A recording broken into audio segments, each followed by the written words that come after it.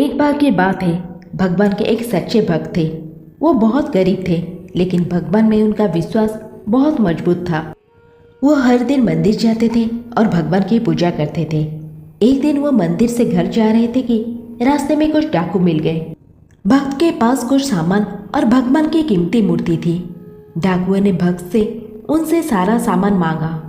भक्त ने डाकू को अपना सारा सामान दे दिया, लेकिन उसने भगवान की मूर्ति नहीं दी। डाकुओं के दबाव डालने पर उन्होंने कहा, मैं भगवान का भक्त हूँ, मैं अपना सामान और अपनी जान दे सकता हूँ, लेकिन मैं भगवान को नहीं छोड़ सकता। डाकू भक्त की बात सुनकर हैरान रह गए। उन्होंने कभी किसी ऐसे व्यक्ति को नहीं देखा था जो भगवान का इतना बड़ा भक्त हो। डाकू ने भक्त से कहा, मैंने अपनी जिंदगी में आपके जैसा भक्त नहीं देखा, जो भगवान को देने से अच्छा अपनी जान देना उचित समझता हो। मैं आपको कुछ पैसे दे रहा हूँ, आप इन पैसों से अपना जीवन अच्छे से जी सकते हो। भक्त ने डाकू के पैसे लेने से मना कर दिया।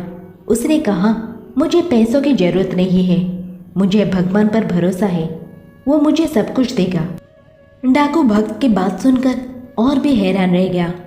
उसने कभी किसी ऐसे व्यक्ति को नहीं देखा था जो भगवान का इतना बड़ा भक्त और इतना ईमानदार हो। डाकू ने भक्त से आशीर्वाद लिया और वहां से चला गया। भक्त घर गया और भगवान की पूजा करने लगा। वो भगवान को धन्यवाद दे रहा था कि उन्होंने डाकू से उसे बचाया था।